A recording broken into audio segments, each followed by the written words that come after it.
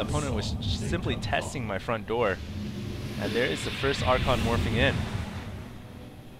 Also researching Psystorm at the Templar Archives. And here we go, my opponent's actually moving in. He's got Banelings. And I'm going to try to run away from these Banelings, and a little bit of a huge mismanagement mistake there. As I was trying to pull one Zealot to take all the damage from the Banelings, but I ended up losing all of my forces and my cannons at the front door as well. I still luckily have an Archon just in time to deal with these Mutalisks. And the Archon is a very effective unit against Mutalisks. The only thing is they've actually removed Archon's Splash, so it's not as good as he used to be. But still a good unit to use against Mutas. Archons actually have an inherent damage bonus against biological units, and here comes my opponent yet again. This time, thankfully, no Banelings, just Mutas and Lings, and I've got to pull my Archon away, trying to micro it out of there, but unfortunately dying to the Mutalist Slave Fire, and I'm actually in a lot of trouble. My opponent has breached my force, my base, with his Lings and Mutas. And thankfully, my mineral line is going to be safe, since I do have cannons at all of my mineral lines, and 3 more cannons warping in behind the front door. So I'm managing to hang on here. Also, thankfully, I have warp gates, which allow me to warp in units right where the action is occurring. But I managed to hold that off yet again, so my opponent here going for 2 attacks, almost breaking my back each time, but I somehow managed to hang on.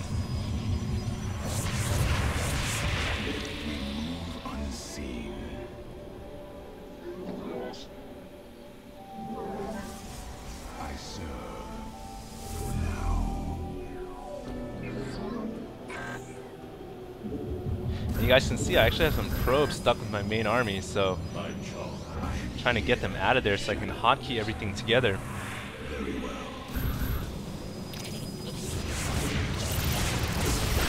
And you guys can kind of see to my resource counter right now, I've got tons of minerals, but not quite enough gas.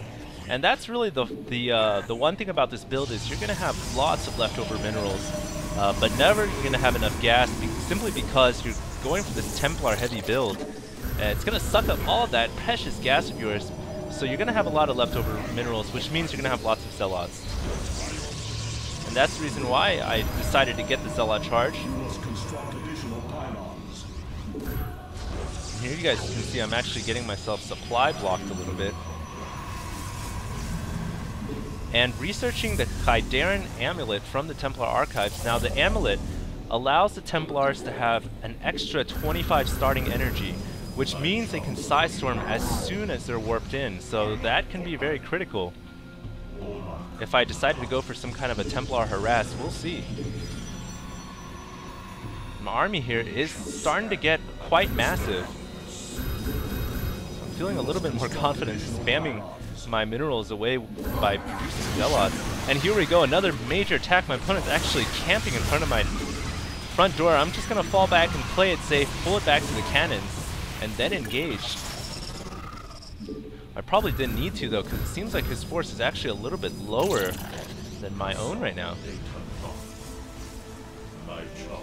Now if you guys look at the unit overlays, you guys can actually see my hotkeys. Number 1 controls my entire army. Everything is controlled with number 1, including my Templars and Sentries. Number 2 controls the Sentries, so if I need to force field or use, or if I need to Guardian Shield or use the Force Field, I just hit 2. And then G for Guardian Shield or F for Force Field.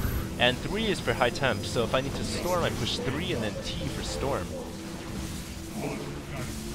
And if I need to just A move in, I just select 1, because 1 will hold everything together.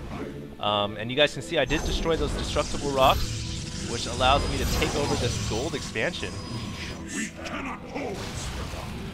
And actually moving with some scouting Zealots across the map, and you guys can see that now I have discovered on the minimap my opponent's 3rd base, which I was expecting the enemy Zerg player to have.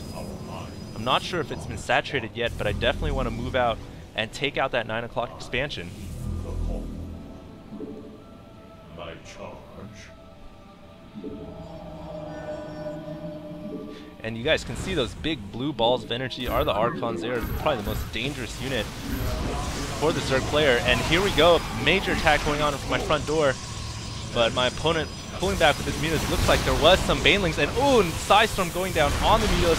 A second Psystorm during that lag spike as well. While the Mutas were retreating, those Mutas are extremely softened up right now. And that means that the Archons can make very short work. Another Psystorm going down.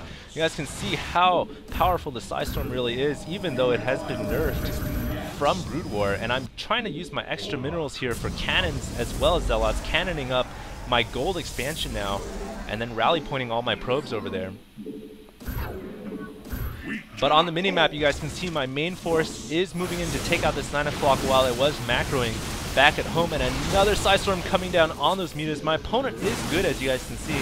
He is pulling his Mutas away. He's not leaving them inside the Psystorm, which means he's got the APM to keep up with macro and micro. And oh, unfortunate they're losing 2 high temps that were reinforcing, as my opponent here has done a tech switch into Hydralisk, but luckily the Psystorms are still very effective against Hydras as well.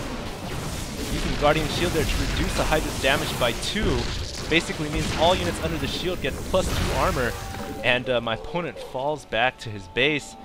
So right now I'm feeling pretty strong. I've now attained map control with this huge ball of Protoss units.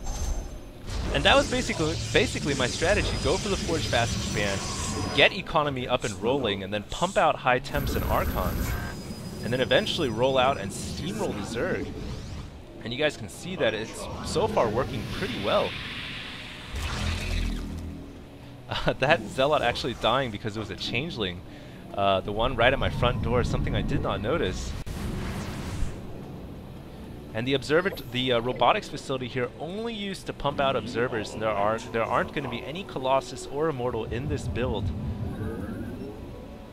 This is strictly a very much Brood War strategy build order, going for temps and Archons and using your remaining minerals on Zealots.